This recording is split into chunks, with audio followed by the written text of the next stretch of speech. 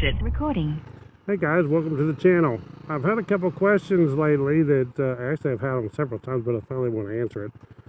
One of the questions was, where do I shift? At what RPM do I shift? And it's pretty easy on the 2017 or newer CRF250L because you have an RPM gauge.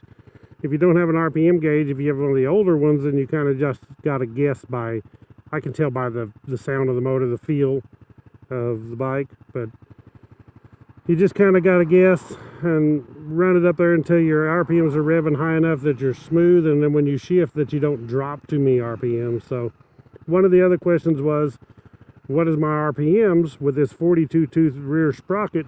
What is my RPMs at 55 to 60 miles an hour? So we're going to see. What I do is I run it up to 7,000. You see there was 7,000. 7,000. If I get past 6,000 and get up to 7,000, my RPMs run up there. Watch, if I get up to 7,000,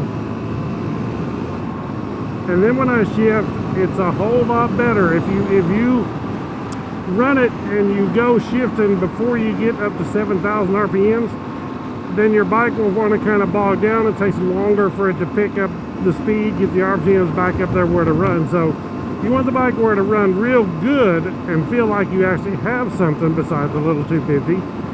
You need to shift it at 7,000 RPM. Now, I realize too that when you're in town, there's places where you can't. There's cars in front of you and slow traffic. You're not going to be able to run it up to 7,000 RPMs every time you shift. But it is a good idea if you're going out on the road, run it up to 7,000 RPMs to shift. Right now I'm doing, because there's a truck in front of me, I'm actually doing 6,000 RPM. I usually run this bike pretty much everywhere I go on the highway. I'll run it about 7,000 RPMs, which is about 60 miles an hour on my speedometer. Now, you also got to realize I have a 42 tooth rear sprocket, so what that does is it makes it lower geared and it changes the speedometer. So when my bike says I'm doing 60, I'm actually doing about 55. I've tested it with the GPS and that's pretty accurate. It's about 5 miles an hour off. Now when I had the 1342 I tried that time, what it does is about 10 miles an hour off, so it's way off. If you're doing 60 miles an hour, you're actually only doing about 50.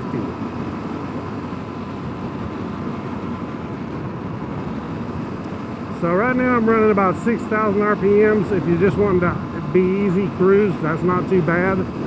I wouldn't want to run it less than that on the highway or major paved roads or anything, because when you're down to that low of an RPM, anything below that, as you can see right now, I give it throttle, it don't want to pick back up and go.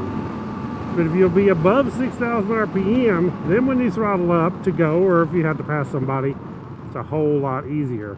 We'll start off here again from first gear.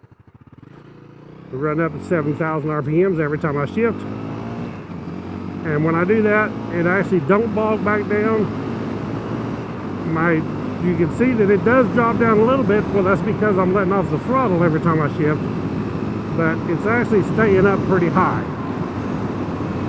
You can see there I'm at 6. But I'm in 6th gear too. So when I run it, it's about 7,000 RPMs. It says anywhere between 60 and 65, which my speed at that would be anywhere between 55 and 60. So I like to run the highway no more than the speed limit. Sometimes I will a little bit, but usually 55 miles an hour, because that's what it is here in Missouri. So when I'm going down the highway, my speedometer will say 60 miles an hour with the 42 tooth rear sprocket. Now if you have the standard sprockets, that's going to be pretty accurate. Your speedometer will be. But now realize, no matter whether you have the real low gearing or the high gearing, it doesn't really matter. You still want to run it up to about 7,000 RPMs every time you shift.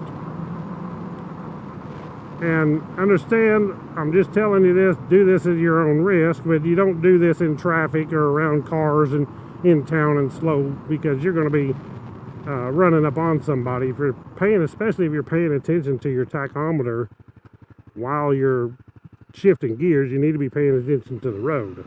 But like I said, if you have an older 250L and you don't have the RPM gauge, you can tell when the bike starts pulling out there.